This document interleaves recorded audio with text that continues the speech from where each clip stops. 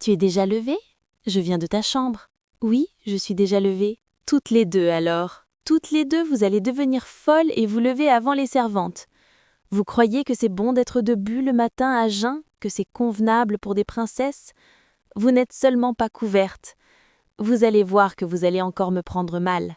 Laisse-nous, nourrice. Il ne fait pas froid, je t'assure. C'est déjà l'été. Va nous faire du café. Elle s'est assise, soudain fatiguée. Je voudrais bien un peu de café, s'il te plaît, nounou. Cela me ferait du bien. Ma colombe. La tête lui tourne d'être sans rien et je suis là comme une idiote au lieu de lui donner quelque chose de chaud. Elle sort vite. Tu es malade? Ce n'est rien. Un peu de fatigue. Elle sourit. C'est parce que je me suis levée tôt. Moi non plus, je n'ai pas dormi. Il faut que tu dormes. Tu serais moins belle demain. Ne te moque pas. Je ne me moque pas. Cela me rassure ce matin que tu sois belle. Quand j'étais petite, j'étais si malheureuse, tu te souviens? Je te barbouillais de terre, je te mettais des vers dans le cou. Une fois, je t'ai attachée à un arbre et je t'ai coupé tes cheveux, tes beaux cheveux.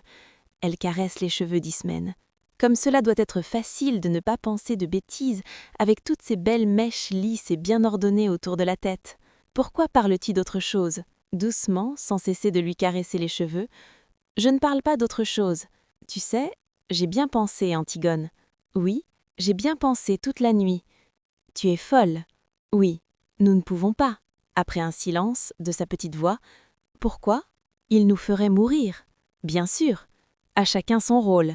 Lui, il doit nous faire mourir et nous devons aller enterrer notre frère. C'est comme cela que ça a été distribué. Qu'est-ce que tu veux que nous y fassions? Je ne veux pas mourir. Doucement. Moi aussi, j'aurais bien voulu ne pas mourir. Écoute, j'ai bien réfléchi toute la nuit. Je suis l'aînée, je réfléchis plus que toi. Toi, c'est ce qui te passe par la tête tout de suite, et tant pis si c'est une bêtise.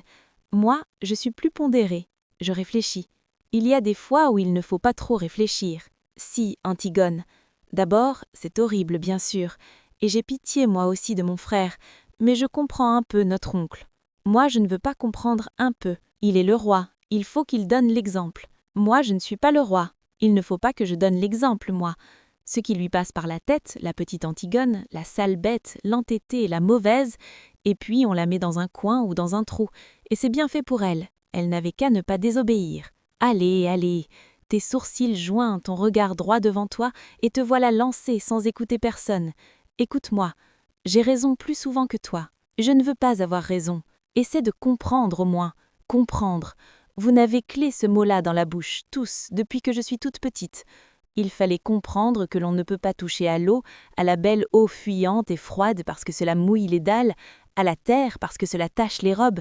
Il fallait comprendre qu'on ne doit pas manger tout à la fois, donner tout ce qu'on a dans ses poches aux mendiants qu'on rencontre, courir, courir dans le vent jusqu'à ce qu'on tombe par terre, et boire quand on a chaud et se baigner quand il est trop tôt ou trop tard, mais pas juste quand on en a envie. Comprendre, toujours comprendre. Moi, je ne veux pas comprendre. Je comprendrai quand je serai vieille. Il achève doucement. Si je deviens vieille. Pas maintenant. Il est plus fort que nous, Antigone. Il est le roi et ils pensent tous comme lui dans la ville. Ils sont des milliers et des milliers autour de nous, grouillant dans toutes les rues de Thèbes. Je ne t'écoute pas. Ils nous hueront. Ils nous prendront avec leurs 1000 bras, leurs 1000 visages et leur unique regard. Ils nous cracheront à la figure. Et il faudra avancer dans leur haine sur la charrette, avec leur odeur et leur rire jusqu'au supplice. Et là, il y aura les gardes avec leurs têtes d'imbéciles, congestionnées sur leur col raide, leurs grosses mains lavées, leurs regards de bœufs, qu'on sent qu'on pourra toujours crier, essayer de leur faire comprendre qu'ils vont comme des nègres et qu'ils feront tout ce qu'on leur a dit scrupuleusement, sans savoir si c'est bien ou mal, et souffrir. Il faudra souffrir, sentir que la douleur monte, qu'elle est arrivée au point où l'on ne peut plus la supporter, qu'il faudrait qu'elle s'arrête, mais qu'elle continue pourtant et monte encore, comme une voix aiguë. Oh, je ne peux pas, je ne peux pas. Comme tu as bien tout pensé. Toute la nuit, pas toi? Si, bien sûr. Moi, tu sais, je ne suis pas très courageuse. Doucement, moi non plus. Mais qu'est-ce que cela fait? Il y a un silence. Ismène demande soudain. Tu n'as donc pas envie de vivre, toi? Antigone murmure « Pas envie de vivre », et plus doucement encore si c'est possible. Qui se levait la première le matin rien que pour sentir l'air froid sur sa peau nue? Qui se couchait la dernière seulement quand elle n'en pouvait plus de fatigue pour vivre encore un peu de la nuit? Qui pleurait déjà toute petite en pensant qu'il y avait tant de petites bêtes, tant de brins d'herbe dans le pré et qu'on ne pouvait pas tous les prendre? Ismène a un élan soudain vers elle. « Ma petite sœur !» Antigone se redresse et crie « Ah non, laisse-moi, ne me caresse pas, ne nous mettons pas à pleurnicher maintenant. Tu as bien réfléchi, tu dis.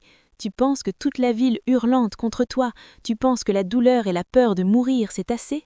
Ismène baisse la tête. « Oui, sers-toi de ces prétextes. » Ismène se jette contre elle. « Antigone, je t'en prie, c'est bon pour les hommes de croire à des idées et de mourir pour elles. Toi, tu es une fille. » Antigone, les dents serrées. « Une fille, oui, et j'assez pleurer d'être une fille. Ton bonheur est là devant toi et tu n'as qu'à le prendre. Tu es fiancée, tu es jeune, tu es belle. » Antigone, sourdement. « Non, je ne suis pas belle. Pas belle comme nous, mais autrement. Tu sais bien que c'est sur toi que se retournent les petits voyous dans la rue, que c'est toi que les petites filles regardent passer, soudain muettes, sans pouvoir te quitter des yeux jusqu'à ce que tu aies tourné le coin. » Antigone a un petit sourire imperceptible. Des voyous, des petites filles. Ismène après un temps. « Et Aimon, Antigone. » Antigone fermée. « Je parlerai tout à l'heure à Aimon. Aimon sera tout à l'heure une affaire réglée. Tu es folle. » Antigone sourit. « Tu m'as toujours dit que j'étais folle, pour tout, depuis toujours. Va te recoucher, Ismène. Il fait jour maintenant, tu vois, et de toute façon je ne pourrai rien faire. Mon frère mort est maintenant entouré d'une garde exactement comme s'il avait réussi à se faire roi. Va te recoucher, tu es toute pâle de fatigue. Et toi ? Antigone, je n'ai pas envie de dormir, mais je te promets que je ne bougerai pas d'ici avant ton réveil. Nourrice va m'apporter à manger. Va dormir encore. Le soleil se lève seulement. Tu as les yeux tout petits de sommeil. Va. Ismène, je te convaincrai, n'est-ce pas? Je te convaincrai? Tu me laisserais parler encore? Antigone, un peu lasse. Je te laisserai parler encore, oui. Je laisserai tous me parler. Va dormir maintenant, je t'en prie. Tu serais moins belle demain. Elle la regarde sortir avec un petit sourire triste, puis elle tombe soudain lasse sur une chaise. Pauvre Ismène,